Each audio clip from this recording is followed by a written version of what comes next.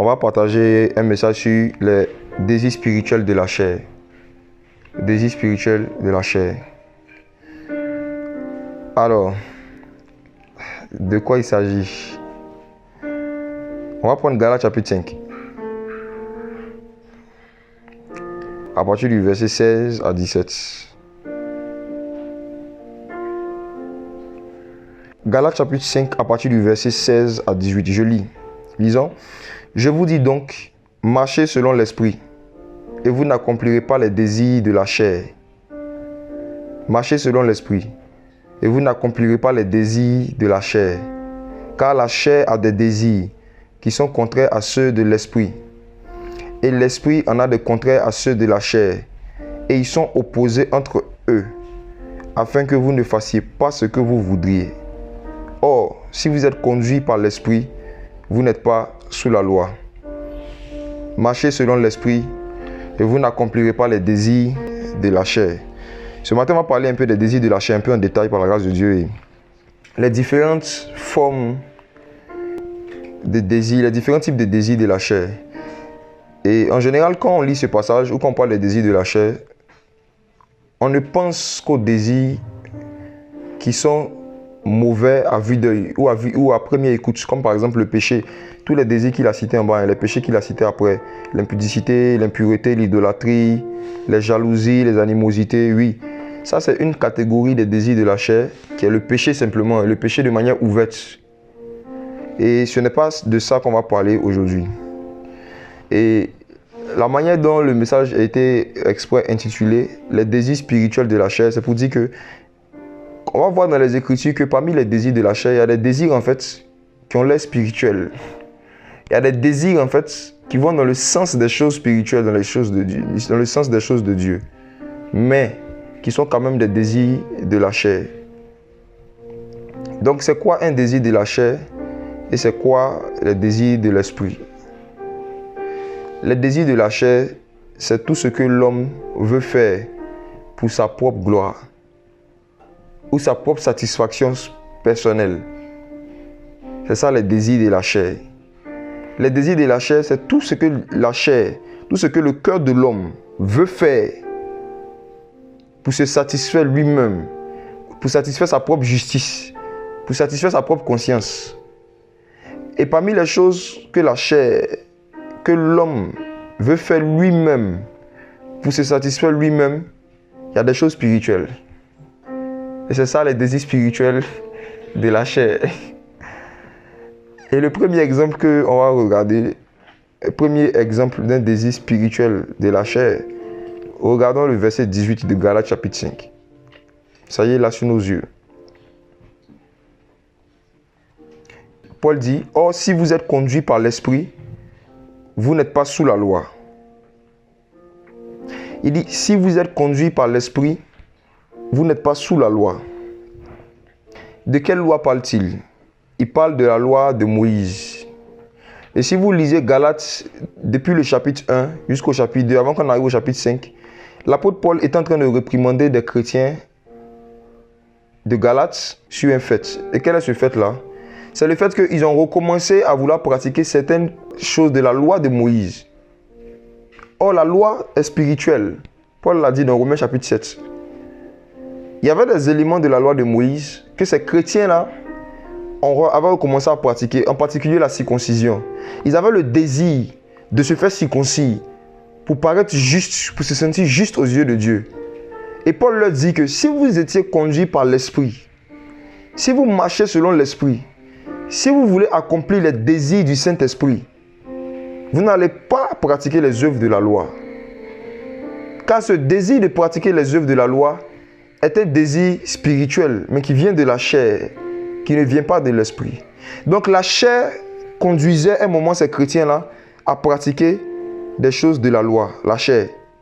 La chair voulait les pousser à pratiquer certaines ordonnances de la loi de Moïse qui n'étaient plus d'actualité parce que Jésus-Christ avait été crucifié, mort, ressuscité et il avait changé la loi. Comme la Bible dit dans Hébreu, que s'il y a un changement de sacerdoce, il est nécessaire aussi qu'il y ait un changement de loi. Donc il est arrivé à des chrétiens, à des gens qui étaient chrétiens avant vous et moi, frères et sœurs, d'avoir eu un moment envie de pratiquer certaines choses qui étaient dans leur Bible. Et ils se disaient que c'était un désir spirituel. Oh, ça venait de la chair. Et Paul leur disait que, mais si vous pratiquez les œuvres de la loi, vous êtes conduits par la chair. Il leur disait, vous qui avez commencé par l'esprit, comment est-ce que vous pouvez vous remettre encore sur les choses de la loi? Après, vous pouvez lire tout le livre de Galates, c'est très intéressant, c'est pas long. Vous allez voir comment est-ce que Paul est en train de parler de l'importance, en fait, de ne pas pratiquer les œuvres de la loi. De ne pas pratiquer les œuvres de la loi de Moïse. Et il y a des personnes qui paraissaient spirituelles aux yeux des chrétiens dans l'église primitive. Pourquoi? Parce qu'ils pratiquaient les œuvres de la loi de Moïse. Or, c'était des désirs spirituels, mais qui venaient de la chair. Donc, jusqu'à aujourd'hui encore, dans les milieux chrétiens, dans nos communautés, on voit des gens qui ont le désir de pratiquer certaines choses qu'ils voient dans leur Bible. Parce qu'ils disent que ça est dans la Bible, c'est biblique, c'est biblique. Et frères et sœurs, aujourd'hui, on va se parler. C'est quoi on appelle une doctrine biblique? C'est quoi on appelle une pratique qui est biblique?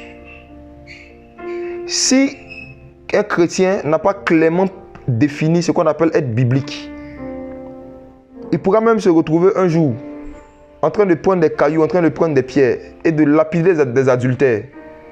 Des gens qui sont tombés dans l'adultère, les lapider physiquement avec des cailloux. On va lui demander pourquoi tu fais ça. Il va dire mais c'est biblique. C'est écrit dans la loi de Moïse que si on attrape des gens flagrants de l'adultère, on va les lapider. Et c'est biblique, c'est écrit. Et ce désir de lapider là est fondé sur un verset. Mais c'est un désir de la chair. Un désir spirituel de la chair. Donc les désirs spirituels de la chair, c'est aussi des désirs qu'on peut avoir de pratiquer certaines choses qui sont dans la Bible, mais pourtant qui ne sont plus en conformité avec ce que Jésus-Christ, l'Esprit de Jésus a enseigné.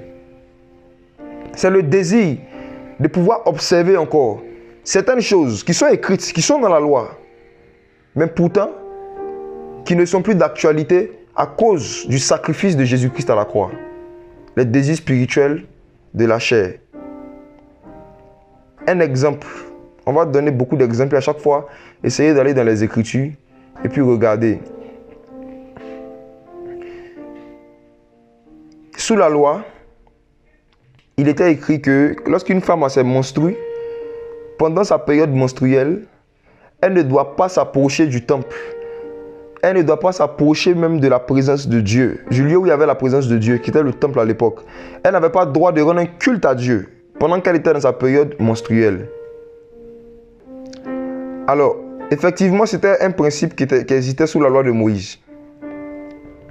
Et il se trouve qu'aujourd'hui, dans la Nouvelle Alliance, dans certaines communautés chrétiennes, il y a des sœurs, parce qu'elles désirent se sanctifier, parce qu'elles désirent vraiment obéir à la parole de Dieu, décident, en featuring avec parfois leurs prédicateurs, de ne pas rendre culte à Dieu lorsque elles sont dans leur période menstruelle.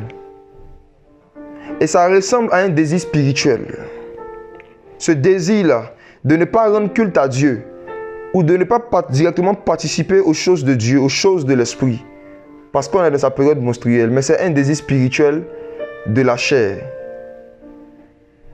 Est-ce qu'il y a quelqu'un ici, parmi les sœurs qui écoutent, qui lorsqu'elle a ses menstrues, se sent gênée? Il y a une voix qui te dit, il y a un désir qui te dit de ne pas prier, de ne pas aller te réunir avec des chrétiens, de ne pas aller dans des réunions d'église. Est-ce qu'il y a quelqu'un à qui ça arrive, parmi les personnes qui écoutent? Vous pouvez peut-être répondre en commentaire. Quelqu'un qui dit moi, ok, merci pour ta sincérité ma soeur. Quelqu'un qui dit moi aussi, ok. Alors, le Seigneur va vous délivrer ce matin d'un désir spirituel de la chair. Regardez 1 Corinthiens chapitre 6, verset 19. Il est écrit, ne savez-vous pas que votre corps est le temple du Saint-Esprit qui est en vous et que vous avez reçu de Dieu et que vous ne vous appartenez pas à vous-même? Sous la loi, les femmes qui avaient leur menstru n'avaient pas le droit pendant leur période menstruelle d'aller au temple, de se rapprocher de la présence de Dieu. Mais sous la grâce, les menstrues sortent du temple. Sous la grâce, mes sœurs, vous qui avez le Saint-Esprit, ne savez-vous pas que votre corps est le temple du Saint-Esprit Ne savez-vous pas que votre corps est le temple du Saint-Esprit? Lorsque vous avez vos monstrues, les monstrues sortent d'où? Les monstrues sortent du temple du Saint-Esprit.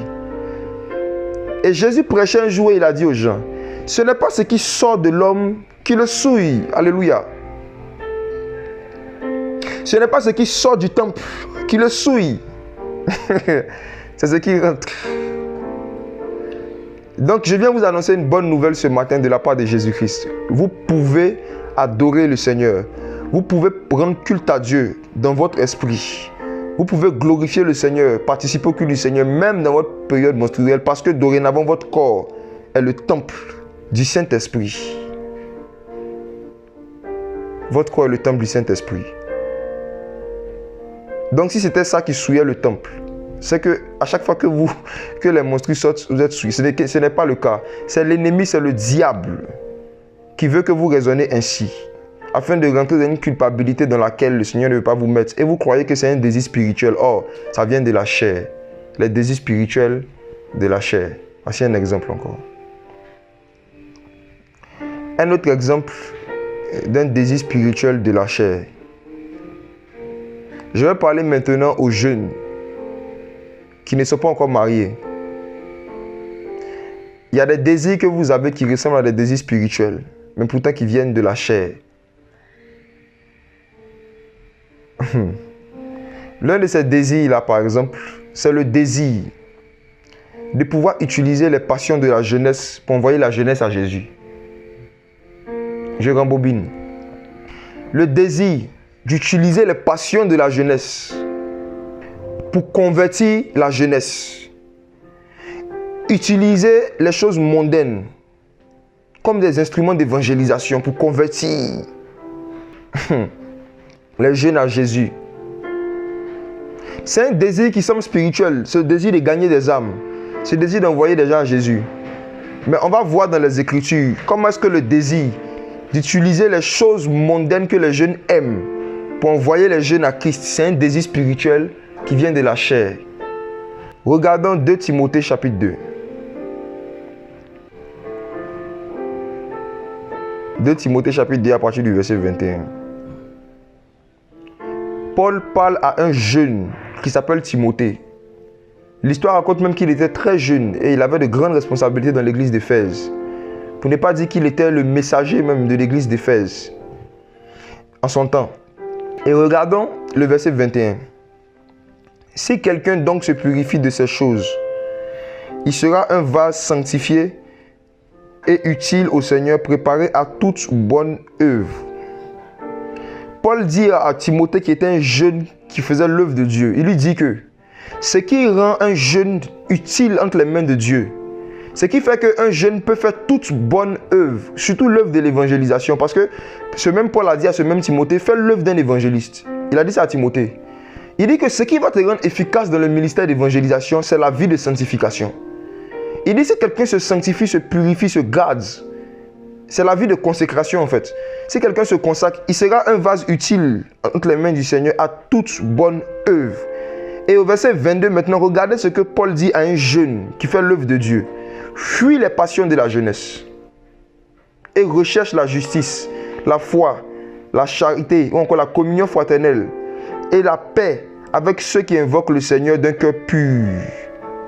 Paul dit à Timothée, fais l'œuvre d'un évangéliste. Et Paul dit aussi à Timothée, fuis les passions de la jeunesse.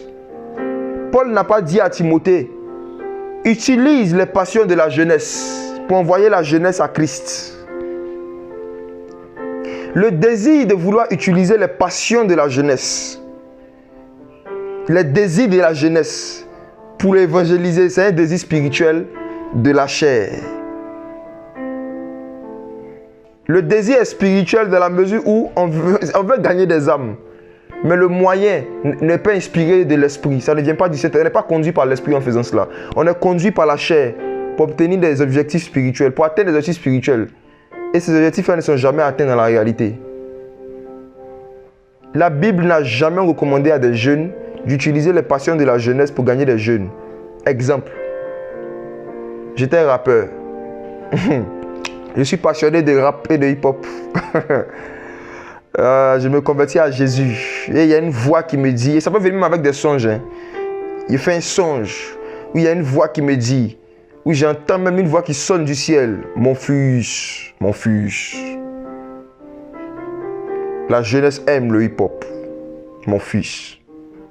Utilise le hip-hop pour envoyer la jeunesse à Christ. Si il m'arrivait d'avoir une telle expérience, j'allais dire à cette voix grave qui me parle, mon père, si c'est vraiment toi qui es mon père, tu as dit dans ta parole, fuis les passions de la jeunesse. Est-ce toi qui me parles, mon père? Tu as dit, fuis les passions de la jeunesse. Il est écrit, fuis les passions de la jeunesse. Et comment est-ce que le même qui a écrit, fuis les passions de la jeunesse, son esprit vient me conduire à vouloir utiliser des choses qui sont sorties même du ventre de Satan pour gagner des âmes à Christ. Mon père, excuse-moi, mais l'un des plus grands gagnants d'âmes de tous les temps s'appelait Paul. Et il a gagné des millions d'âmes. C'est un instrument de musique. Ne soyez pas distraits.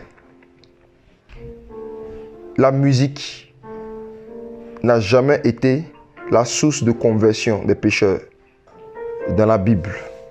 La source de conversion des pécheurs, c'est l'évangile et la puissance de la prédication de la croix. Faisons attention, jeunes frères chrétiens, vous qui aimez les âmes, vous qui voulez gagner des âmes. Souvent, il y en a qui sont sincères. Il y a beaucoup de jeunes que j'ai connus qui utilisaient le hip-hop, beaucoup d'autres choses bizarres, breakdance, tout ça. Dans leur but, c'était pour gagner des âmes. Ils étaient sincères. Faites attention aussi. Ne vous dites pas que tous les jeunes qui font du hip-hop chrétien sont les jeunes qui ne sont pas bien intentionnés. Non, il y en a qui ont des désirs spirituels. Il y en a qui sont sincères, qui veulent gagner des âmes, qui veulent vraiment voir des jeunes commencer à se tourner à Christ à travers cela. Ils sont très sincères. Mais ils n'ont pas été enseignés sur la fuite des passions de la jeunesse. Et regardons Colossiens chapitre 3, encore un autre passage par rapport aux passions. Qu'est-ce qu'on doit en faire? Colossiens chapitre 3, le verset 5. N'allez pas les réprimander ou leur parler comme s'ils faisaient exprès, comme s'ils n'aimaient pas Jésus. Il y en a beaucoup qui aiment Jésus plus que beaucoup d'entre vous. Parmi les jeunes qui font du rap chrétien, je vous assure, il y en a qui aiment le Seigneur, qui aiment les âmes, qui sont dans la sanctification, qui sont très sincères, mais juste qu'ils n'ont pas discerné quelque chose qui venait de la chair parce que ça semblait spirituel. Colossiens 3, le verset 5. Faites donc mourir vos membres qui sont sur la terre, à savoir l'impudicité, l'impureté, les passions, les mauvais désirs et la cupidité qui est une idolâtrie. Alors, frères et sœurs, la Bible dit aux enfants de Dieu de faire mourir leurs passions. Et les passions, c'est toutes les choses qui nous passionnaient avant qu'on rencontre Jésus. La Bible dit de faire mourir ça d'abord. De faire mourir ça d'abord. Paul parle de fuir. Et le même Paul qui a insisté beaucoup sur le fait de se séparer de ses passions, surtout les passions de la jeunesse. Regardons ce qu'il dit dans Galates, c'est encore plus fort que tout ce qu'on vient de lire. Galates chapitre 5, verset 24. Galates 5, verset 24. Je lis. Ceux qui sont à Christ ont crucifié la chair avec ses passions et ses désirs. Ceux qui sont à Christ ont crucifié la chair avec ses passions et ses désirs. Frère, moi j'étais passionné de rap. J'étais passionné du hip-hop. Et la Bible dit que si je dois recevoir Jésus, je dois crucifier mes passions. Et la chair te dit non, il ne faut pas crucifier tes passions. Tu peux crucifier certaines passions. Mais il y a d'autres passions. Là, tu peux mettre ça au service de l'évangélisation. Moi aussi, j'ai été tenté comme ça par la chair, de faire du rap chrétien. Satan te propose une manière de continuer de faire ce que tu aimais faire dans le monde, mais pour la gloire de Dieu. Les démons t'inspirent des pensées, des idées, des songes et des visions pour continuer à pratiquer tes passions mondaines, mais au nom de Jésus. Et beaucoup de jeunes frères n'ont pas discerné cela, mais qui sont réellement convertis, des enfants du Seigneur. Et si vous en connaissez, je vous en prie, redressez-les avec un esprit de douceur. essayez de prendre les Écritures, poussées par l'amour et la sagesse de Dieu, pour leur faire comprendre que ce désir spirituel qu'ils ont de gagner des âmes, en fait, vient de la chair. Pourquoi? Parce que le moyen qui est utilisé vient de la chair. C'est une passion de la jeunesse. C'est une passion mondaine.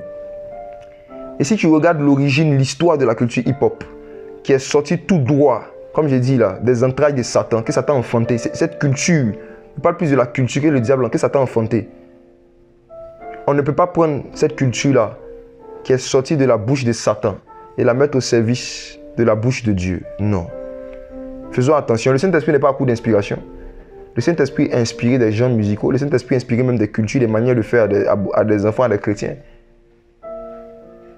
Le fait de ne pas vouloir crucifier ses passions, crucifier, renoncer aux choses auxquelles le Seigneur te demande de renoncer, peut pousser la chair à te suggérer de mettre ces passions-là au service de l'évangile. Et ça devient un désir spirituel de la chair. Un exemple pratique encore dans la parole de quelqu'un qui a voulu faire ça, l'exemple de Saül. Allons lire les Écritures. 1 Samuel chapitre 15 à partir du verset 1. Samuel dit à Saül, le Seigneur m'a envoyé pour t'oindre afin que tu sois roi sur son peuple, sur Israël. Maintenant donc, écoute les paroles du Seigneur.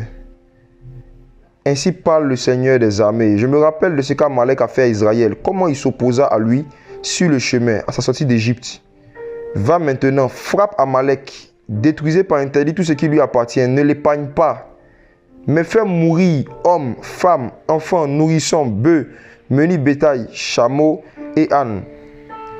Voici l'ordre que le Seigneur a donné à Saül. Va tuer, va crucifier la chair. Détruis tout ce qui est charnel à Amalek. Lorsque tu vas rencontrer les Amalécites, détruis tout. Il faut crucifier Amalek avec ses passions et ses désirs. Détruis tout. Il a reçu l'onction pour cela. Il a reçu la capacité de le faire. Et voici ce que Saül décide de faire. On regarde à partir du verset 9. Verset 8 même d'abord. 1 Samuel qui est à partir du verset 8. Il fit passer tout le peuple au fil de l'épée, le dévouant par interdit. Mais il épargna Agag, roi d'Amalek. Saül et le peuple épargnaient Agag, les meilleures brebis, les meilleurs bœufs, les bêtes grasses, les agneaux, ce qu'il y avait de meilleur. Il ne voulut pas les dévouer par interdit, détruisant seulement tout ce qui était chétif et méprisable. Alors, la parole du Seigneur vint à Samuel en disant, « Je me répands d'avoir établi Saül pour roi, car il s'est détourné de moi pour ne pas exécuter mes paroles. » Samuel fut très irrité et il cria au Seigneur toute la nuit. Maintenant, on va regarder le verset 14. Samuel allait voir Saül et il dit, « Quel est donc ce bêlement de brebis qui parvint à mes oreilles et ce mugissement de bœufs que j'entends ?» Et Saül répondit, « Ils ont amené de chez les Amalécites car le peuple a épargné les meilleurs brebis et les meilleurs bœufs pour les sacrifier au Seigneur ton Dieu. Et nous avons détruit le reste, nous l'avons dévoué par interdit. » Regardez ce qui s'est passé. Le Seigneur dit, va chez les Amalécites. Lui-même qui a créé les brebis et puis les bœufs là. Le Créateur même dit, il faut détruire tout. Il dit, renonce à ça, détruis ça. Je ne veux pas de ça. Mais Saül dit, non, on va détruire certains. Et puis on va garder une partie des brebis là pour offrir à Dieu, pour glorifier Dieu. Les désirs spirituels de la chair. Il veut faire quelque chose qui est spirituel. Il veut faire un sacrifice pour Dieu. Il veut faire une adoration. Mais en ne tenant pas compte de ce que Dieu a dit dans sa parole. En ne tenant pas compte de la parole de Dieu. Mais pourtant, il y a le désir de l'adorer qui est là. Mais en ne tenant pas compte de la parole de Dieu. Et en voulant faire ce qu'on veut, on voulait adorer Dieu à notre manière. Envoyer des nouveaux styles d'adoration. Des nouvelles manières d'adorer Dieu. Qui sont issus de la culture des Amalécites, qui viennent du monde. Pour venir offrir ça à Dieu. Et Dieu n'a jamais toléré cela, il ne va jamais tolérer ça. Qu'on aille prendre des choses qui appartiennent aux Amalécites et puis venir dire on va prendre ça pour lui offrir un sacrifice. Le désir spirituel de la chair. Combien de personnes n'ont pas fait cela? Il y a des personnes qui se convertissent, des jeunes, alors qu'ils étaient dans des relations impudiques avec des païens. Et le Seigneur leur dit, séparez-vous. Et ils disent, non Seigneur, je vais prier pour sa conversion, c'est une âme, je vais te l'offrir. Moi je suis converti, j'ai fait tout, ma petite amie ou mon petit ami païen va se convertir, on va servir Dieu ensemble. Les désirs spirituels de la chair. Parce qu'on ne veut pas obéir au renoncement que le Seigneur demande, on décide de spiritualiser nos désirs charnels. Parmi vous les jeunes qui m'écoutez, qui n'êtes pas mariés, je sais par l'esprit qu'il y en a qui m'écoutez. Vous savez très bien qu'il est écrit dans 2 Corinthiens chapitre 6 que vous, en tant que le temple de Dieu, vous ne devez pas aller vous allier avec le temple des démons, avec quelqu'un qui n'a pas le Saint-Esprit, avec des païens. Vous ne devez pas vous mettre sur le même joug. Vous savez cela. Que vous ne devez pas vous marier avec des gens qui ne craignent pas Dieu, qui n'adorent pas Jésus, qui n'aiment pas Jésus. Et vous avez décidé, parce que vous voulez vous marier avec eux à tout prix, parce que vous voulez vous les épouser à tout prix, vous avez décidé de les évangéliser jusqu'à ce qu'ils se convertissent et puis pour que vous vous mariez. Je vous parle de la part du Seigneur. Vous risquez de finir comme Saül. Quand le Seigneur te dit, sépare-toi de quelqu'un, sépare-toi de quelqu'un, détruis une relation qui ne le glorifie pas, et que toi tu dis non, je vais rester quand même en vie. Le roi, c'est dangereux. C'est un désir spirituel. Le désir que tu as, que ta petite amie se convertisse là. Le désir que tu as, que ton petit ami païen se convertisse. C'est un désir spirituel de la chair. Ça vient de la chair. La manière dont des jeunes chrétiens sont prêts à jeûner, prier, pour que leur petit ami païen se convertisse, pour qu'ils puissent se marier. Ce qui les a poussés dans ce jeûne et la prière, ce n'est pas le Saint-Esprit, c'est la chair. Ce désir de jeûner et de prier pour la conversion de la personne qui t'excite sexuellement, c'est la chair. Pourquoi tu n'as jamais prié et jeûné pour la conversion de ton papa qui ne s'est pas encore converti? Pourquoi tu n'es pas prêt à faire ces mêmes efforts pour la conversion de ta maman qui ne s'est pas encore convertie? Pourquoi tu n'es pas prêt à faire ces mêmes efforts pour la conversion de ton voisin du quartier, de vos voisins musulmans qui ne sont pas convertis? Mais pourquoi tu t'investis autant dans la vie de ton petit ami païen ou de ta petite amie païenne? C'est la chair. C'est la chair. C'est parce que c'est la personne avec qui tu veux pouvoir coucher légalement. Et la chair te suggère de l'évangéliser, de l'exhorter, de rester toujours dans cette relation jusqu'à ce que la personne se convertisse. Et tu as le désir qu'elle se convertisse. Mais qu'est-ce qui a mis ce désir-là dans ton cœur? C'est un désir qui est spirituel, la conversion des âmes. Mais ça vient d'où? Ça peut venir de la chair, comme ça peut venir du Saint-Esprit. Et quand ça vient de la chair, tu vas voir que tu es zélé seulement pour l'évangélisation que de la personne de qui tu es amoureuse. Ça, ce n'est pas de l'esprit, ça. Ça, c'est la chair. Les désirs spirituels de la chair. Un autre exemple des désirs spirituels de la chair dans le milieu de la jeunesse chrétienne. Suivez bien. Et ça peut vous arriver même à vous qui n'êtes pas forcément jeune, même à vous qui êtes mariés. Tu es un frère, tu te connais. Tu connais le type de fille qui te plaisait dans le monde. Tu connais le type de fille qui pouvait t'exciter sexuellement. Et aujourd'hui, tu es né de nouveau, tu es en Christ. Mais ta chair n'est pas née de nouveau. La même chair que tu avais quand tu étais païen, c'est la même chair que tu as jusqu'à aujourd'hui. Et les désirs de cette chair, les préférences de cette chair, les désirs, les envies de cette chair sont toujours là, en toi. Et il y avait un type de fille que tu aimais draguer dans le monde. Il y avait un type de fille avec qui tu aimais sortir. Et tu te convertis à Jésus-Christ. Et les démons sont témoins de ta conversion. La chair est témoin même de ta conversion. La chair sent qu'à l'intérieur d'elle, il y a un nouveau locataire qu'on appelle le Saint-Esprit. Maintenant, voici ce qui t'arrive. Tu es un jour dans un endroit public ou bien tu es un jour quelque part et tu vois une fille, une jeune fille. Et quand tu regardes la jeune fille, tu sais que c'est le type de jeune fille qui pouvait te plaire quand tu étais dans le monde. Et il y a une voix qui te dit, faut lui parler de Jésus. Faut l'évangéliser. Faut lui prêcher Christ. Elle a besoin d'être sauvée. Bien-aimé, Satan et les démons peuvent t'envoyer en mission d'évangélisation. Les démons peuvent mettre dans le cœur d'un chrétien le désir d'évangéliser quelqu'un qui peut le faire chuter sexuellement. Je parle aussi aux femmes. Pareil.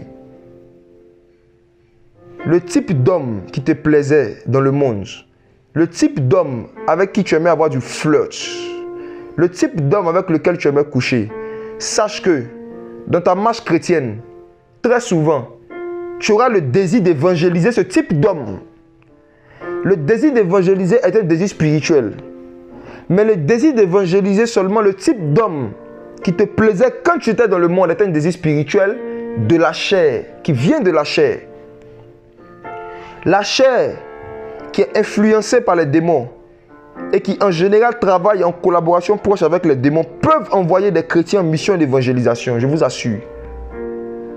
Ce ne sont pas toutes les envies d'évangéliser que vous avez qui viennent du Saint-Esprit. Il y a des envies de vous rapprocher de certaines personnes pour les évangéliser qui peuvent venir de la chair. Voici pourquoi. Pour éviter de se retrouver dans des désirs spirituels de la chair dans le domaine de l'évangélisation et se retrouver après dans le péché sexuel, il faut apprendre à être honnête avec soi-même. Lorsque tu vois une femme, je parle à mes jeunes frères chrétiens, est-ce que vous m'entendez bien? Est-ce que le volume du son est bon? Est-ce qu'on m'entend avant que je continue? Que vous êtes marié, que vous n'êtes pas marié, je vous dis, c'est des tentations qui vont vous suivre à vie. C'est des pièges du diable qui vous suivent à vie. On entend bien? Ok. Donc, regardez quelque chose. Si il vous arrive de voir une jeune fille, ou bien de voir une femme que vous savez qui vous aurait plu si vous étiez païen, même si vous faites 7 songes, ou un homme vous apparaît en blanc pour dire d'aller l'évangéliser, ne l'évangélisez pas. C'est le diable qui veut vous envoyer en mission d'évangélisation. Je rembobine. Mes jeunes frères chrétiens, soyez honnêtes avec vous-même. N'oubliez pas vos goûts que vous aviez quand vous étiez dans le monde. N'oubliez pas vos anciennes passions charnelles. Et sachez que le Dieu d'amour qui vous aime tant et qui ne veut pas vous voir retourner dans les choses dans lesquelles vous étiez, ne va jamais vous envoyer évangéliser des personnes du sexe opposé qui sait qui pourrait vous attirer sexuellement. Jésus ne va jamais vous faire ce coup-là. Le Saint-Esprit ne va jamais vous faire ce coup-là. Il y a seulement 2 types de personnes qui peuvent faire ce coup-là. La chair et les démons. Apprenez à discerner les désirs d'évangélisation que vous avez. Sinon, vous allez vous retrouver en train d'accomplir des désirs spirituels de la chair. Alléluia. Bien-aimés, j'ai connu beaucoup de jeunes frères qui se sont retrouvés dans la fornication. J'ai connu beaucoup de jeunes frères qui se sont retrouvés dans des relations immorales, dans la débauche, qui craignaient Dieu, mais qui se sont retrouvés dans des choses par rapport à des sœurs qui voulaient évangéliser. Or, ce n'était pas le Saint-Esprit qui les avait poussés à aller évangéliser. Au départ, c'était des moments d'encadrement pour la parole, des temps de rafraîchissement spirituel. Mais plus l'amitié se créait, plus les anciennes passions se réveillaient. Et quand les anciennes passions se réveillent, tu oublies ta mission initiale. Tu oublies Saül, que Dieu t'avait envoyé pour aller détruire les brebis. Mais tu arrives là-bas, tu commences à regarder la forme des brebis, la grosseur des brebis, la beauté des brebis. Et tu dis, waouh, ça, on peut offrir ça au Seigneur. Le désir spirituel de la chair. Et il y en a qui sont tombés, qui ne se sont plus jamais relevés jusqu'à aujourd'hui. Alors qu'ils étaient en mission d'évangélisation. Qui les a envoyés en mission? Lorsque le Seigneur t'envoie dans une mission, il donne des ordres à ses anges de te garder de peur que ton pied ne heurte contre une pierre. Même Satan connaît cette vérité biblique.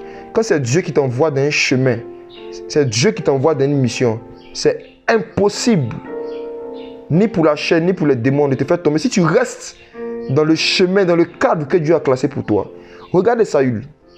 Il est allé en mission, c'est Dieu qui l'a envoyé, mais il n'est pas resté dans le chemin que Dieu avait classé pour lui. Il est tombé dans la cupidité et Dieu l'a rejeté. N'oubliez jamais que vous n'êtes pas les sauveurs du monde. Le sauveur du monde, c'est Jésus. Nous ne sommes pas appelés à sauver le monde, à sauver tout le monde, non. On est appelé qu'à aller contribuer au salut de ceux vers qui l'Esprit nous pousse. Et pour savoir si l'Esprit nous pousse, il faut qu'on regarde la beauté, l'influence de la beauté physique, de la personne vers qui on est poussé, l'influence que ça a sur nous, en tant que des hommes, en tant que des femmes, pour voir qui est en train de nous pousser. Parce qu'un bon gardien de zoo, celui qui est responsable d'un zoo, ne va jamais donner de la viande à un lion pour surveiller. N'est-ce pas? Le responsable d'un zoo ne va jamais confier de la viande. Il ne va jamais aller confier les gazelles à un lion. Pour dire qu'il faut les encadrer. Jamais. Parce qu'il connaît le lion. Et le Saint-Esprit qui connaît les choses, il connaît tes faiblesses. Il connaît tes faiblesses. Il sait les choses qui peuvent te faire tomber. Il ne va jamais t'envoyer pour encadrer, pour évangéliser, pour exhorter des personnes qui sait, qui peuvent t'exciter sexuellement, ou qui peuvent te donner des envies sexuelles. C'est jamais le Saint-Esprit. Quand ça commence à t'arriver avec quelqu'un que tu évangélises, que tu encadres, il y a deux cas. Soit ce n'est pas Dieu qui t'avait envoyé, soit ta mission est finie, puis tu es encore là-bas. Soit c'est Dieu qui t'avait envoyé pendant un temps auprès de la personne, ta mission est finie, tu dois t'échapper, tu dois fuir. Ou soit ce n'est pas Dieu qui t'avait envoyé depuis le départ. Mais il peut arriver que ce soit Dieu qui t'a envoyé véritablement. Mais quand tu as fini ta mission, tu ne t'es pas retiré. L'une des choses qui font que les messagers, les anges qui se tiennent dans la présence de Dieu ne chutent jamais quand ils viennent en mission, c'est parce que dès qu'ils finissent leur mission, ils retournent au ciel. Alléluia. Amen. Ah Jésus. Ah Jésus. C'est parce que dès qu'ils finissent leur mission, ils retournent devant la face de celui qui les a envoyés. Et l'ennemi sait que même un ange qui reste dans un champ de mission plus longtemps que prévu, il va chuter. Satan sait cela. Souvenez-vous de la bataille entre Jacob et l'ange même de Yahweh. L'ange du Seigneur, l'ange de l'Éternel comme on appelle, était venu en mission auprès de Joseph. Ils étaient en train de lutter. Et à un moment, son temps de mission était fini. L'ange a dit à Jacob, je t'en prie, laisse-moi quitter la terre avant que le soleil ne se lève. Même l'ange de Yahweh, qui était Christ, qui était Dieu fait chair, savait que même Dieu fait chair, il y a un temps où il doit quitter le champ de mission. Il y a un temps où il doit laisser la personne avec qui il est venu se battre. Sinon, il va devenir charnel. Il va devenir charnel. Il dit, Jacob, pardon, laisse-moi partir avant que le soleil ne se lève. Le temps de mission était déjà fini. Si je reste là que le soleil se lève, je vais devenir un homme ordinaire. Je vais perdre ma puissance. Je vais perdre l'onction. Et je vais chuter. Si l'ange de Yahweh était devenu un ange déchu, oh, que serions-nous? Il dit, laisse-moi partir. Quand Dieu vous envoie dans la vie des gens, ayez la notion du temps. Apprenez à discerner. Quand c'est une personne du sexe opposé surtout, quand c'est une personne du sexe opposé, apprenez à comprendre les temps où Dieu a permis une certaine proximité pour pouvoir aider la personne. Je crois que Dieu peut envoyer un homme dans la vie d'une femme ou une femme dans la vie d'un homme pour pouvoir lui apprendre des choses de Dieu. Pendant un certain temps, et il y a une communication qui peut avoir entre les deux pendant un temps. Ce n'est pas anti-biblique. Je suis contre aussi ceux qui interdisent cela. Ce n'est pas normal. Jésus était en mission dans la vie de la femme samaritaine. Dieu a envoyé Élie en mission dans la vie de la veuve. C'était pendant 3 ans et demi, il habitait chez une femme. Il était là-bas en mission. C'était Dieu qui l'avait envoyé là-bas. Mais quand le temps était fini, Élie s'est retiré. Si Élie était resté là-bas 4 ans, il allait enceinter la veuve. Ah oui. Ah. Si Élie était resté là-bas, il y avait un enfant, il allait sortir là. Parce que quand tu dépasses, quand tu es hors du temps que Dieu t'a fixé, Dieu ne te garde plus. Il ne te protège plus. La notion du temps dans la mission, dans la vie d'une personne du sexe opposé. Mais Satan, connaissant ces choses, peut te dire, ange de Yahweh, c'est vrai que le soleil va se lever, que tu dois partir avant que le soleil se lève. Mais reste un peu encore, il y a des choses que tu dois apprendre à Jacob. Il a encore besoin de toi, reste là. Satan peut te dire, frère, tu sens que ce que tu devais apprendre à la soeur, ce que tu devais apprendre au frère, là, tu as fini. Essaie de prendre un peu ta distance. Mais Satan va te dire, non. Si tu la laisses comme ça, qu'est-ce qu'elle va devenir? Elle va retourner dans le monde. Soutiens-la. Encadre-la. Continue d'aller la visiter chez elle là. Continue d'aller la visiter. Elle va retourner dans le monde. Et tu as un désir spirituel qui te vient. Et ce désir spirituel, c'est quoi? C'est de continuer encore plus longtemps. Alors que tu sens que tu commences à être tenté. Hein. Tu sens que ce n'est plus une amitié simple. Tu sens qu'au fur et à mesure que vous parlez, tu ne la vois plus simplement comme une sœur en Christ. Tu sens qu'au fur et à mesure que vous parlez, tu ne la vois plus simplement comme Evelyne. Tu commences à la voir maintenant comme Ève. Tu sens qu'au fur et à mesure que vous échangez, ton cœur commence à changer. Mais il y a une voix qui te dit, si tu la laisses, elle va retourner dans le monde. Mon frère, ma soeur, je te parle de la part du Seigneur. Il faut la laisser, elle va retourner dans le monde. Elle n'a qu'à retourner dans le monde. Si c'est toi qui es le fondement de sa foi, mieux vaut qu'elle retourne dans le monde. Si c'est ta présence qui lui donne envie de chercher la présence de Dieu, mieux vaut qu'elle retourne dans le monde, sinon tu deviendras Jésus dans sa vie. Si c'est lorsque tu es en communion avec quelqu'un, en communion avec Dieu, tu deviens Dieu. Si c'est lorsque toi, tu lui parles de la prière qu'elle prie, tu deviens le Saint-Esprit.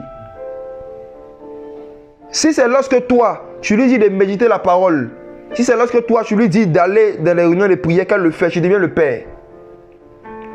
Et tu peux te retrouver en train de jouer dans la vie de quelqu'un le rôle du Père, du Fils et du Saint-Esprit, mais sans le savoir. Les désirs spirituels de la chair. Et la personne va te dire vraiment, quand tu ne m'appelles plus, quand tu ne me visites plus, je relâche. Quand tu ne m'appelles plus, quand tu ne me visites plus, je retourne dans le monde. Il faut lui dire, retourne dans le monde. Si c'est à cause de moi que tu t'es converti, retourne dans le monde.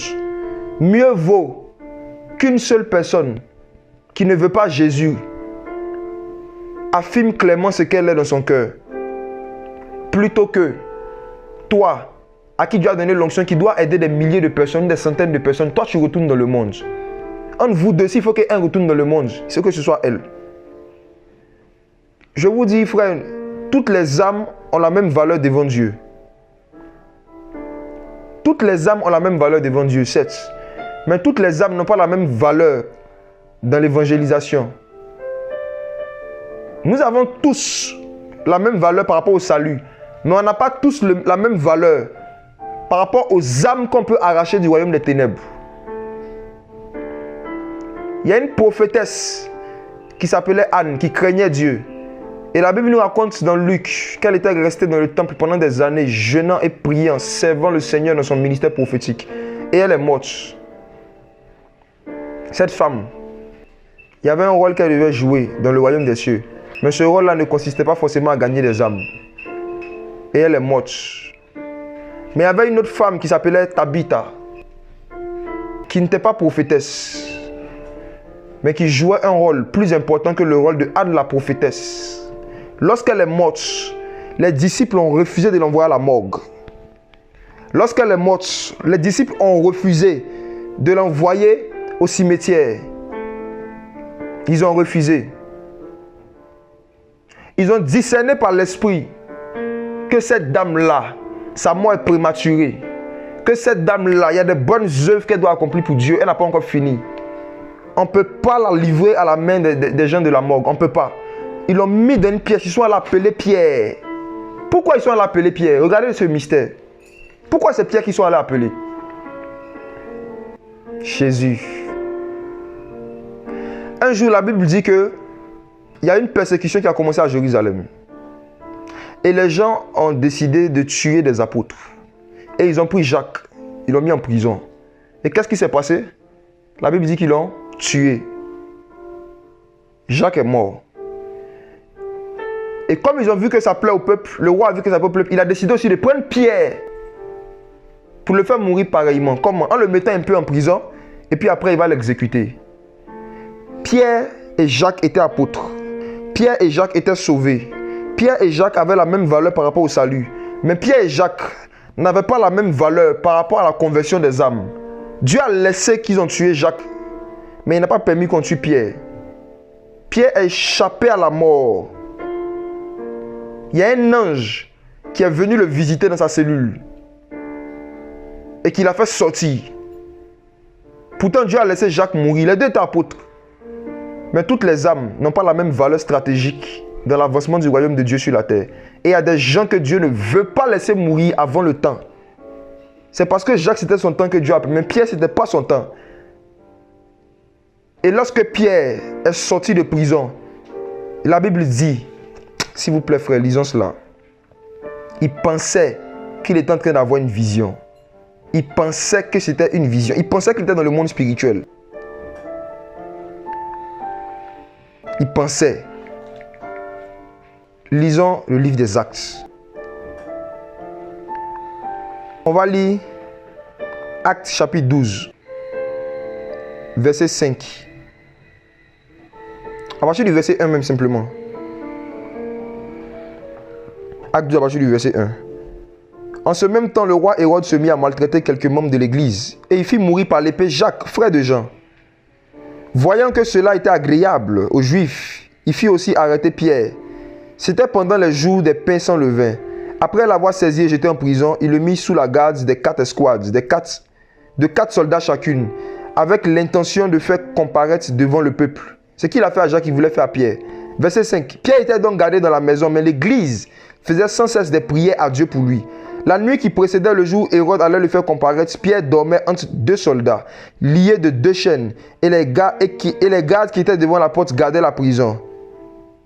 Et voici l'ange du Seigneur, ou encore l'ange de l'Éternel, suivait, et une lumière resplendit dans la prison. L'ange réveilla Pierre et le frappa au côté en disant, « Lève-toi promptement » et les chaînes tombèrent de ses mains. Les chaînes tombaient, il n'a même pas prié sur les chaînes. Verset 8. Et l'ange lui dit, « Mets ta ceinture et tes sandales. » Il fit ainsi. L'ange lui dit encore, « Enveloppe-toi de ton manteau et suis-moi. » Pierre sortit et le suivit, ne sachant pas que ce qui se faisait était par l'ange. Ne sachant pas que ce qui se faisait par l'ange était vrai, car il pensait avoir une vision. Ça veut dire quoi?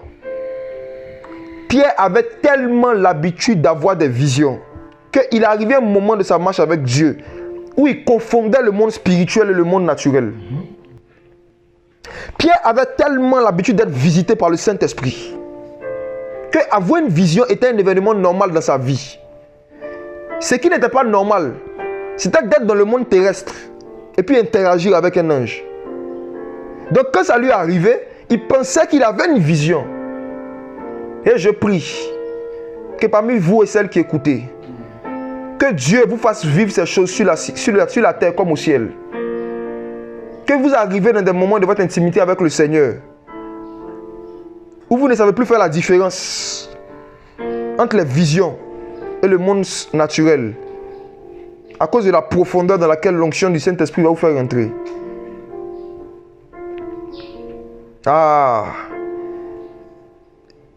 Il y a des fois, j'ai des conversations dans des visions avec des personnes que je ne connais pas. Au début, quand je ne connaissais pas les visions, quand ça m'arrivait, et je vois la personne, et je lui dis son nom, et je lui raconte des choses qu'il m'a racontées.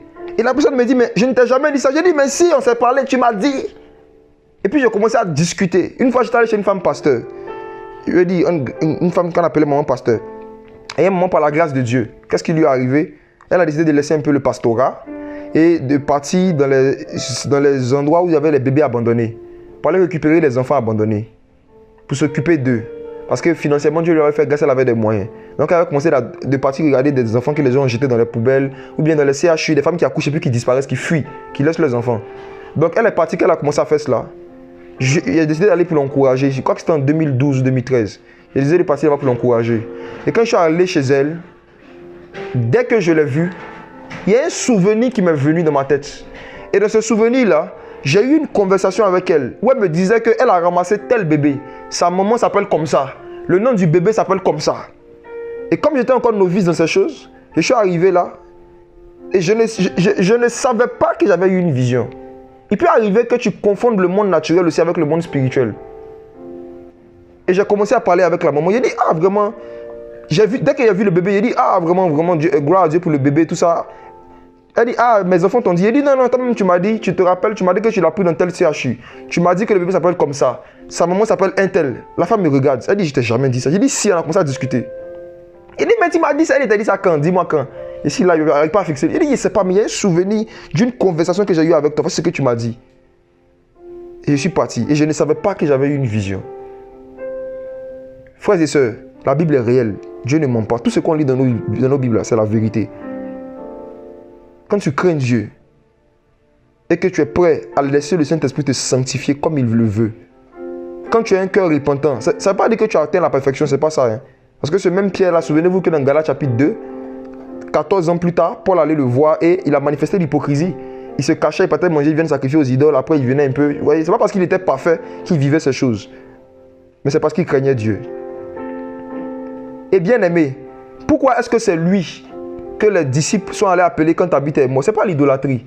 Peut-être que c'était l'un de vous, si vous étiez là à l'époque, vous allez dire non, pourquoi ils se vont appeler Pierre pour venir ressusciter Tabitha? Et même ils ne peuvent pas prier. Et même ils ne peuvent pas prier. C'est ça, non? C'est parce que vous ne connaissez ni les Écritures ni la puissance de Dieu que vous dites ça. Les premiers disciples savaient que dans le royaume des cieux, on a tous le Saint-Esprit, mais on n'est pas tous capables de faire les mêmes choses. Ils savent que dans le royaume des cieux, on a tous Jésus. Mais on n'a pas tous reçu la même mesure de l'Esprit. Dieu a donné la mesure de l'Esprit à chacun selon sa volonté. Et tous n'ont pas le don d'opérer des miracles. Et ils savaient que ça, là, cette femme-là, elle ne peut pas mourir comme ça. Elle est morte avant son temps. Ils ont discerné qu'il y a les mortes avant son temps. Mais ils ont discerné aussi qu'il n'avait pas la capacité de pouvoir la ramener à la vie. Et ils ont appelé Pierre. Pourquoi? Parce que Pierre a expérimenté cela. Le fait de ne pas mourir avant le temps, en prison. Quelqu'un avait déjà cette expérience-là. Il savait qu'il y a un homme qui avait eu une expérience similaire. Il a échappé à la mort avant le temps, à la mort prématurée. Il savait que parmi eux, il y avait quelqu'un qui avait déjà échappé à la mort prématurée. Et il savait que dans le monde spirituel, dans le royaume des cieux, précisément, il y a un principe. Toutes les choses auxquelles tu as échappé, Dieu te oint dans ce domaine-là pour pouvoir aider les gens qui sont dans le même problème. Quand tu as réussi à échapper à des propositions de fornication gratuites, Dieu te oint automatiquement pour aider ceux qui sont soumis aux mêmes tentations. Quand tu as réussi à échapper à des propositions de corruption et de cupidité, Dieu te oint dans ce domaine-là pour pouvoir aider les gens qui ont le même problème. Quand tu as échappé à des mariages avec des païens, alors que toi tu étais chrétien, tu étais consciente que tu ne devais pas te marier, quand tu as échappé, tu es oint pour aider les autres jeunes filles qui sont sur ce même chemin. Les premiers disciples connaissaient ces choses. C'est pour ça qu'ils disent, celui qui est bien placé pour prier pour Tabitha, il faut qu'on trouve quelqu'un qui lui aussi a déjà échappé à une mort prématurée. Et c'est Pierre. Et ils sont allés l'appeler Pierre. Amen. Alléluia. Ah Jésus, ta parole. Et Pierre est venu la prier, elle est revenue à la vie. Et le désir qu'ils avaient que cette femme morte ressuscite était un désir spirituel qui venait du Saint-Esprit. Mais tu peux avoir le désir que quelqu'un que tu aimes meurt, qui ressuscite. Oh, c'est un désir spirituel de la chair. Donc voici aussi un autre aspect. L'envie de revenir à la vie des gens que nous aimons qui sont morts. Désir spirituel de la chair. Et je vous dis à vous qui écoutez, peut-être que vous avez déjà vécu cela, peut-être que vous allez le vivre. Il peut arriver qu'un de vos proches, quelqu'un que vous aimez beaucoup, meurt à côté de vous. Et vous ne voulez tellement pas que la personne parte, que vous décidez d'exercer l'onction que Dieu vous a donnée pour pouvoir le ramener à la vie. Et si vous faites ça, vous vous mettez en danger. Lequel des dangers? Ça peut casser votre foi. Et c'est de quoi je parle, j'ai vécu cela. Ça peut casser votre foi. Casser votre foi. Et vous éteindre même carrément, détruire votre relation avec Dieu. Dans la mesure où vous allez mettre toute votre foi pour prier pour quelqu'un, il n'y aura pas de résultat. Et ça va vous décourager, vous blesser. Et vous risquez de ne plus jamais avoir la force de prier encore pour un mort si vous croisez un mort. Pourquoi? Parce qu'à chaque fois que vous voyez Jésus-Christ qui opérait des miracles dans la Bible, il a dit, je ne fais pas ma volonté. Jésus-Christ, homme, hein, malgré que lui-même sa chair était parfaite, était sans péché. Les miracles qu'il opérait là, ce n'étaient pas les manifestations de sa chair. Ce n'était pas la chair de Jésus qui voulait voir les démons chassés, les malades guéris, les morts ressuscités. C'était le Père qui était en lui qui faisait ses œuvres. C'était poussé par l'Esprit qui priait pour des malades. C'était poussé par l'esprit qui priait pour des morts. Des gens ont vu Jésus ressusciter des morts plusieurs fois dans son ministère. Et un jour, ils ont appris que Hérode avait tué des gens dont il a mêlé le sang. Et ils sont venus raconter la chose à Jésus. Je suis sûr que dans leur cœur, ils se disaient que comme le gars il ressuscite les morts, quand on va lui dire qu'il y a des gens, en fait, il y a des gens que le Seigneur, que Hérode a tué avant le temps, ou bien Pilate, je ne sais plus, un des rois là, a tué avant le temps. Peut-être qu'il se disait qu'en parlant de ça à Jésus, comme il ressuscite les morts, il allait venir les voir. Il allait partir à Ivosep, il allait partir à la morgue, le lieu où on enterre les cadavres, puis il allait commencer à prier pour tous les morts, ils allaient se ressusciter. Or, Jésus a dit quelque chose dans son ministère. Il dit, je ne fais pas ma propre volonté. Hein. Je fais la volonté de celui qui m'a envoyé. Regardez quelque chose que j'ai vécu. J'aimerais partager ça avec vous. Une expérience pratique d'un désir spirituel de la chair. Dans le domaine des miracles. Ou bien dans le domaine des dons spirituels.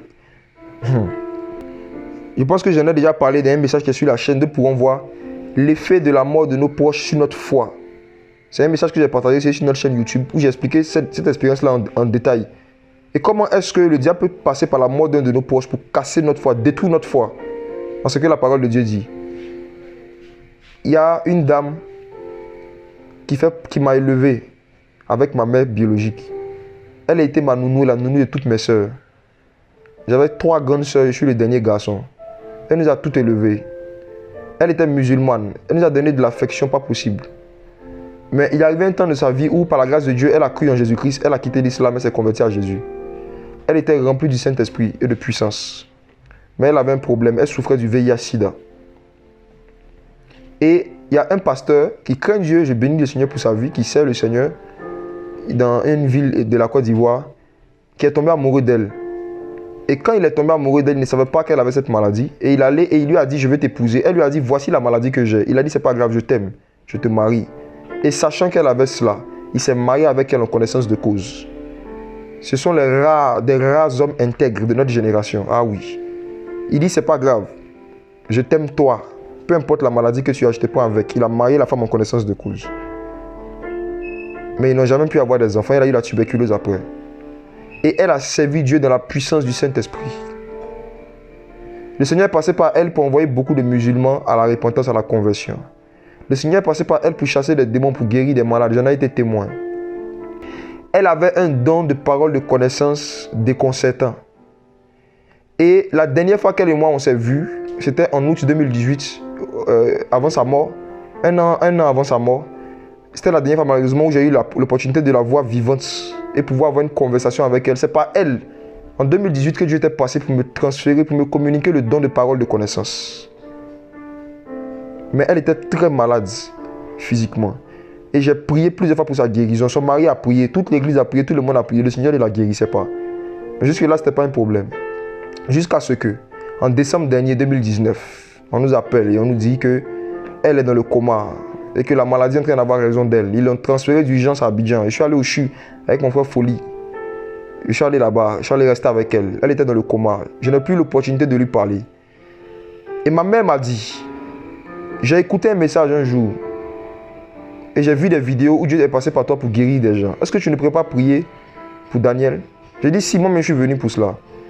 Et frères et sœurs, j'ai déjà vu le Seigneur ramener un bébé mort à la vie avec des preuves. Le bébé est là jusqu'à aujourd'hui.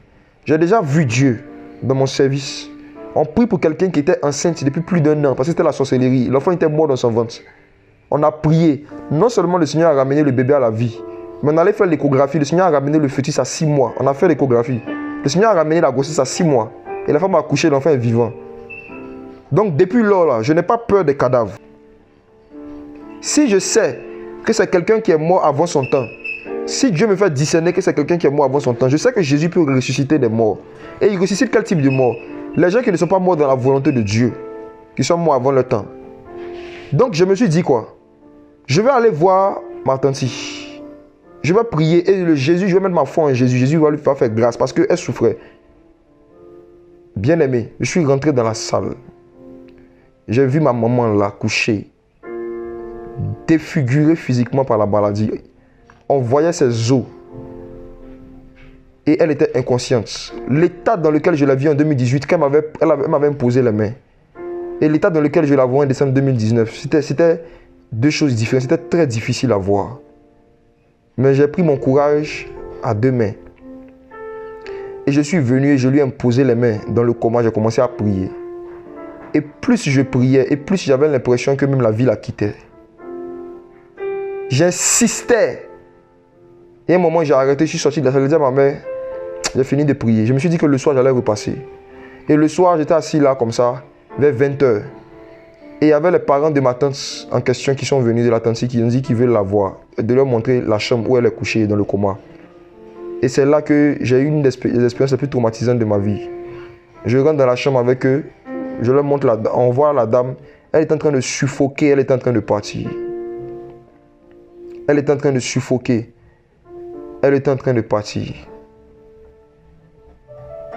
Et je me suis dit, comment est-ce que ce Dieu qui a utilisé cette femme pour guérir des malades, pour convertir des musulmans, la laisse mourir dans cet état-là? Frères et sœurs, elle est en train de baver. La bave venait jusque dans ses yeux. Elle avait les yeux ouverts. Elle avait pissé sur elle, l'urine versait sur elle. Je dis, elle était en train de souffrir et de mourir d'une manière humiliante. Et je me sentais impuissant. Et j'avais l'impression que Jésus était impuissant ce jour-là. Pourquoi est-ce qu'il la laisse mourir comme ça? J'étais en train de dire, mon cœur, mais Seigneur, elle peut mourir, mais discrètement. Jean, doucement, elle ferme les yeux, elle dort. Mais regarde comment elle est en train de partir. Et il n'y avait aucun infirmier qui était là, aucun médecin. Je suis allé chercher, j'ai couru, j'ai cherché les médecins. La seule infirmière que j'ai trouvée, qui était là à environ 15 mètres, elle me dit, je ne suis pas docteur. J'ai dit, quelqu'un est en train de mourir. Elle me dit, je ne suis pas docteur, je vais chercher un docteur. Le temps où le docteur va arriver, qui vont faire les choses, on m'a dit d'aller acheter quelque chose à la pharmacie. Je viens, elle est morte. Ah, les amis. Je m'étais promis en décembre 2019 que je ne prierai plus jamais pour des malades. Ça a cassé ma foi en la guérison divine. Ça a cassé ma foi en la résurrection des morts. Ça a cassé ma foi. Je dis plus jamais. Je ne prierai plus jamais. Ça a cassé ma foi. Je me suis dit que je vais prêcher la repentance et le salut des âmes. Je vais faire comme les prédicateurs blancs. Là. Voilà. Prêcher la sainteté, le salut des âmes, comme c'était un prédicateur français. J'ai dit, fait ça comment c'est mieux. Mais je ne vais plus dire aux gens que Jésus guérit. Je ne vais plus dire aux gens que Jésus délivre. Je ne vais plus dire aux gens que Jésus peut ressusciter les morts. Je ne vais plus dire cela.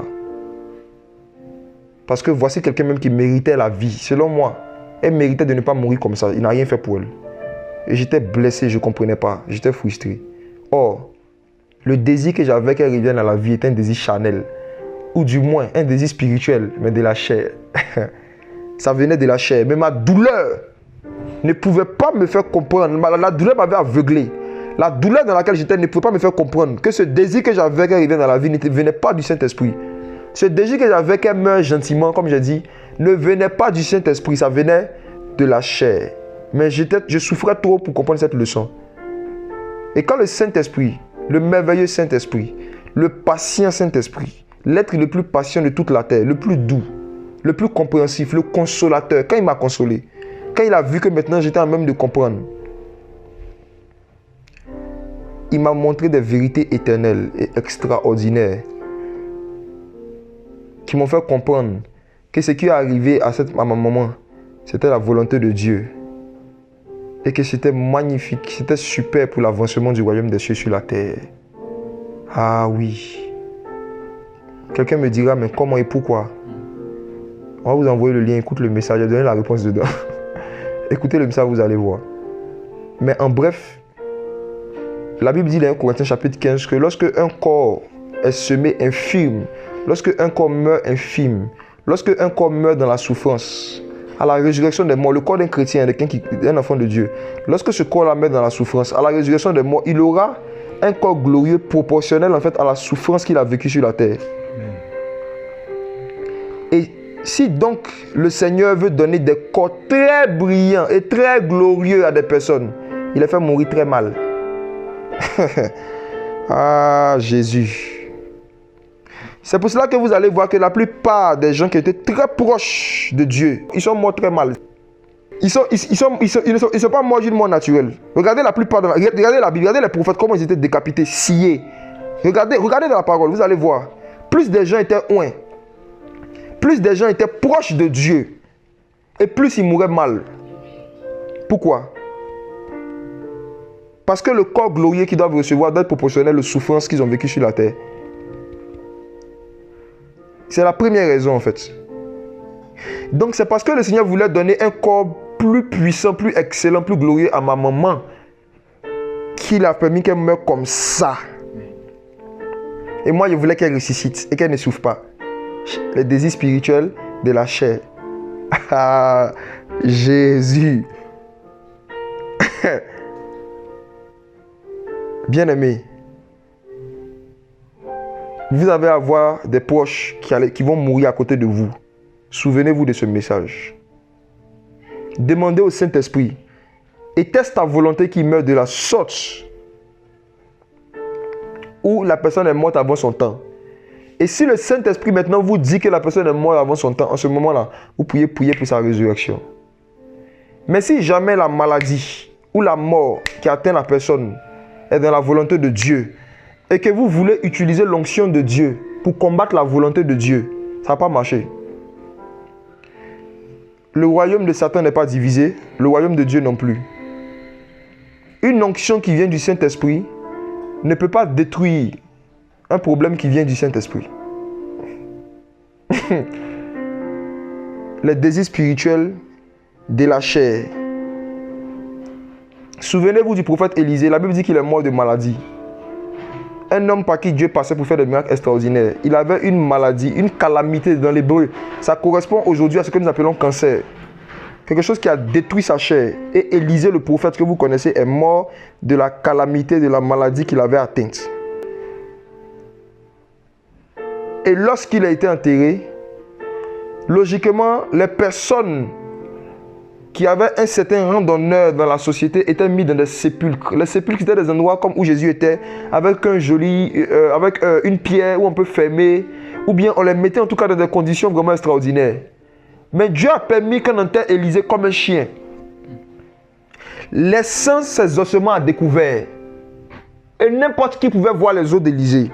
Et je suis sûr qu'à l'époque, il y a dû avoir des prophètes ou des personnes qui ont demandé à Dieu, mais comment est-ce que quelqu'un qui t'a servi comme ça? Non seulement tu laisses il meurt comme ça, mais en plus, il a commencé sa dépouille à exposer, ses ossements sont exposés. Oh, même Joseph, il avait dit aux enfants d'Israël quand il était en Égypte, quand Dieu va vous envoyer dans la terre promise, prenez mes ossements. Ne laissez pas ça exposer. Comme ça, c'était une marque de déshonneur en Israël. Que les ossements d'un enfant de Dieu soient exposés comme ça. Mais pourtant, Dieu a fait ça avec Élisée. Et si nous, on était là à l'époque et qu'on avait un désir spirituel de l'enterrer dignement, à cause de nous, ce désir spirituel-là, mais qui venait de la chair, qu'est-ce qui allait se passer? Un jour, il y a quelqu'un qui était mort avant son temps, qui passait par là, les gens allaient le jeter et il allait rester dans le tombeau. Or, la Bible dit que les ossements d'Élisée étaient là. Et il y avait un homme qui était là, un cadavre. Et les gens jetaient le cadavre sur les ossements d'Élisée. Il est revenu à la vie. Ah, Jésus. Jésus. Les ossements d'un homme qui est mort de maladie ressuscitent un mort. Comment vous expliquez cela?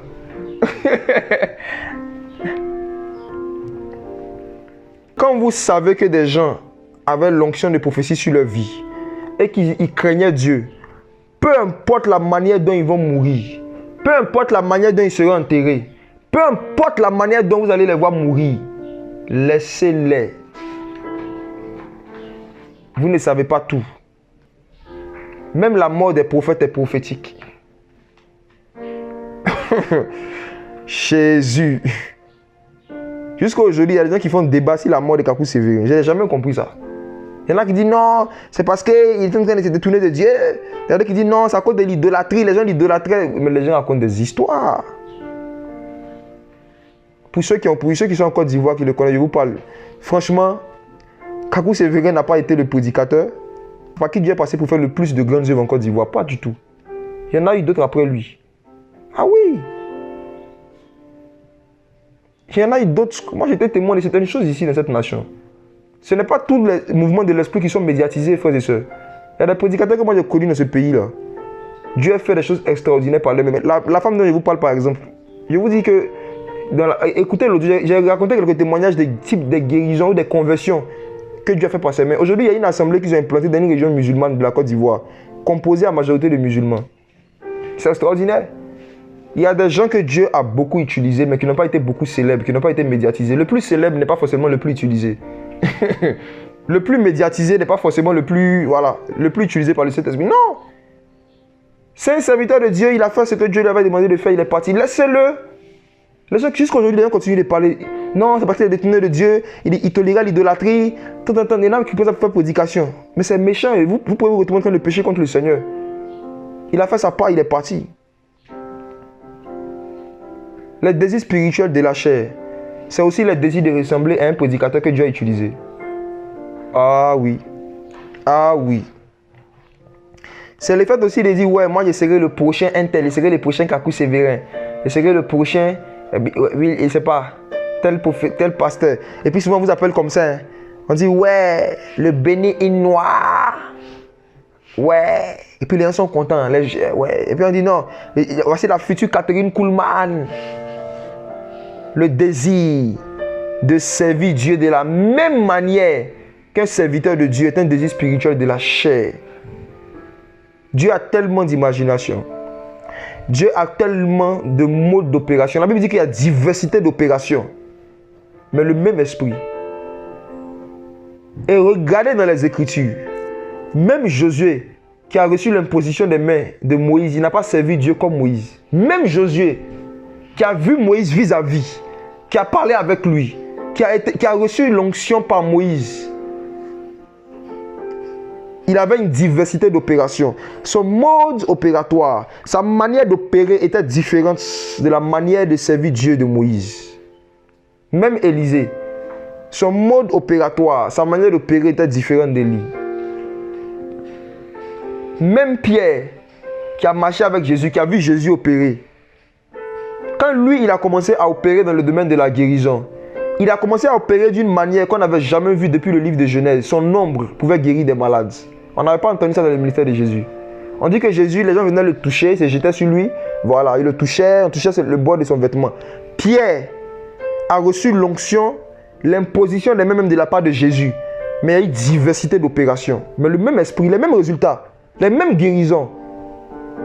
Même d'une autre manière d'opérer qui est différente de celle même de Jésus-Christ homme. Et comment aujourd'hui des chrétiens sont arrivés à un point où ils opèrent, même dans le domaine de la prophétie, il y a des gens qui prophétisent comme Kakou Sévérin. Jusqu'à aujourd'hui, plus de 20 ans après, je connais des chrétiens qui prophétisent comme certains prédicateurs, de la même manière, avec les mêmes expressions. Le désir spirituel de la chair. Le désir de prophétiser et d'exercer les dons spirituels de la même manière, exactement, comme un serviteur de Dieu que tu as connu. Ça peut être un désir spirituel de la chair. Car il est écrit dans 1 Corinthiens 12 qu'il y a diversité d'opérations. Il faut demander à Jésus, toi, de la manière dont on veut opérer avec toi. Qu'est-ce qu'il veut faire avec toi? Kakou Sévérin avait l'habitude, lorsqu'il prophétisait, de dire, le Saint-Esprit... L'esprit. Et je vous dis que jusqu'à aujourd'hui, sur YouTube, tu vois les gens, et encore des fois, c'est un souffle, les amis. L'esprit, tout le monde, quand il parle l'esprit, le Saint-Esprit, désir spirituel de la chair. Faites attention à ne pas imiter les modes d'opération. Mais imiter la foi. La Bible dit qu'on n'a qu'à imiter la foi de ceux qui nous ont possédés. Pas le mode d'opération, mais la foi. Alléluia. La Bible dit qu'on n'a qu'à imiter leur foi. On n'a qu'à imiter leur foi. Mais quant à la manière d'opérer, soyez conduits par l'esprit, vous n'accomplirez pas les désirs de la chair. Parce que la chair désire imiter bêtement tout le monde. Mais soyez conduits par l'esprit, vous n'accomplirez pas les désirs de la chair. Alléluia. Soyez conduits par l'esprit. Il y a certains d'entre vous, même dans vos manières de prophétiser. Je vais terminer avec. Il y a beaucoup d'entre vous qui avez le don de prophétie. Je vous donne un conseil. Évitez quand vous prophétisez de commencer par ainsi par l'Éternel. Ce désir de prophétiser en commençant par ainsi par l'Éternel est un désir spirituel, mais ça vient de la chair. Oui. C'est un désir spirituel de la chair. Pourquoi je dis cela? Je dis cela pour la simple raison que c'est une manière de prophétiser qui est répandue dans le milieu francophone et qui est fondée sur des traductions de la Bible de Louis II et de d'autres traductions de la Bible francophones où ils ont traduit le tétragramme par l'Éternel. Ok? Et vous allez voir que dans la nouvelle alliance, à chaque fois que des gens devaient prophétiser, vous n'allez jamais voir ainsi par l'Éternel. Cherchez, vous n'allez pas trouver dans vos Bibles. Quand des chrétiens, des disciples de Jésus devaient prophétiser dans la nouvelle alliance, ils prophétisaient simplement, d'une manière ou d'une autre, même pas forcément en commençant toujours par ainsi par l'Éternel. Cette manière de commencer là, c'est quelque chose que quelqu'un a lu dans Isaïe, ça lui a plu. Puis il a commencé à utiliser ça pour faire, puis tout le monde a aimé, c'est devenu populaire. Mais ce n'est pas le Saint-Esprit qui pousse les gens à prophétiser en commençant par ainsi par l'Éternel. Tu peux avoir reçu une prophétie qui vient du Seigneur. Tu peux avoir reçu un message qui vient du Seigneur. Maintenant, ta manière de la donner est influencée par la connaissance que tu as et par les modes d'opération que tu as eu, les modèles que tu as eu devant toi. Ta manière de prophétiser est influencée en fait par les modèles que tu as eu et par la connaissance que tu as. Donc, tu peux avoir un bon message et être un mauvais messager. Je rembobine. Tu peux avoir un bon message, tu peux avoir reçu vraiment un message du Seigneur, mais le donner selon la chair. Tu peux avoir une prophétie qui vient de Dieu et communiquer la prophétie selon les désirs de la chair. La chair désire commencer ainsi par l'Éternel. Et c'est un désir spirituel de la chair. Et souvent, la chair aussi peut désirer parler à la première personne du singulier. Je vous donne un conseil, c'est un conseil. Hein? Évitez autant que vous pouvez, quand vous devez prophétiser, de prophétiser en parlant à la première personne du singulier. Mon enfant, je suis ton papa, c'est moi, je t'appelle. Les amis, c'est un conseil. Dieu fait ça, hein? Dieu peut faire ça, mais il le fait très rarement. Et c'est dangereux de le faire poussé par la chair, par envie, ou bien par habitude. Parce que le jour où tu vas te tromper, c'est Dieu qui se sera trompé. Si tu parles à la première personne du singulier et que tu donnes des informations qui contiennent des erreurs et qui ne sont pas exactes, tu seras en train de dire que le Dieu omniscient s'est trompé. Et souvent, vouloir prophétiser forcément à la première personne du singulier est un désir spirituel de la chair. Ça vient de la chair. Ce que Dieu veut, c'est qu'on transmette son message d'une manière ou d'une autre. Mais la manière de transmettre là, soyons conduits par l'esprit et vous n'accomplirez pas les désirs de la chair. La chair peut désirer transmettre un message de Dieu à la première personne du singulier, mais sois conduit par l'esprit, sois prudent. Si par exemple, tu es en train de parler à la première personne du singulier, ainsi parle l'Éternel, mes enfants, je vais, viens. C'est des choses qui sont arrivées dans les programmes. Maintenant, là, si on regarde, le Saint-Esprit qui a créé les langues, qui a créé le français, il rentre dans le corps d'un homme, il prend le contrôle de sa bouche. Et ce Saint-Esprit-là, qui a créé la langue française, dit, mes enfants, je vais, viens. Le Saint-Esprit, qui a créé la langue française, est en train de s'exprimer directement en ayant possédé le corps de son enfant. Et puis il se trompe dans le français, le Saint-Esprit. Et quand tu grandis, il voulait dire je vais venir, il dit je vais venir, il s'est trompé. Mais il a dit c'est à la première personne du singulier. Les prophéties à la première personne du singulier, je vais venir. Et quand tu grandis dans les choses de l'esprit, quand tu grandis dans la compréhension de ce qu'on appelle être conduit par l'esprit, et que tu observes cette manière de prophétiser, tu sais que peut-être que le message vient de Dieu, mais il y a un désir spirituel de la chair qui est en train de se manifester. Et que ça, soit même le message ne vient pas de Dieu, ou soit le message vient de Dieu, mais la personne est en train de donner ça selon la chair, pas selon l'esprit, mais à la première personne du singulier. Marchez selon l'esprit et vous n'accomplirez pas les désirs de la chair, même si c'est des désirs spirituels. Je vais m'arrêter là. Que Dieu soit béni, que le Seigneur vous bénisse. On va prier le Seigneur. On peut continuer encore sur ce sujet. Hein. Je dis beaucoup de choses, mais il faut qu'on s'arrête. Alors, j'aimerais qu'on puisse prier. Que chacun prie par rapport à ce qu'il a compris ou ce qu'il a retenu dans tout ce qu'on a dit. Et que le Seigneur nous apprenne à pouvoir discerner sur la base des saintes écritures, sur la base des écritures, pas sur la base de nos émotions. Mais quand on se fie beaucoup aux écritures pour connaître les désirs de l'esprit, les désirs qui viennent vraiment du Saint-Esprit. Et qu'on ne prenne pas tout ce qui semble spirituel pour quelque chose qui vient du Saint-Esprit. Mais que le Seigneur nous apprenne à pouvoir discerner les désirs de l'esprit et les désirs de la chair. Que le Seigneur nous apprenne à pouvoir faire la différence entre les choses qui étaient propres à la loi de Moïse et les choses qui sont propres à ce que Jésus a enseigné. Afin que, étant conduits par l'esprit, on ne se retrouve pas en train de pratiquer encore des œuvres de la loi de Moïse et comme ça être en train de marcher par la chair, en se disant qu'on est en train de faire des choses spirituelles. Que chacun prie par rapport à ce qu'il a compris ou ce qu'il a touché, ou ce qu'il a entendu. Prions Jésus-Christ.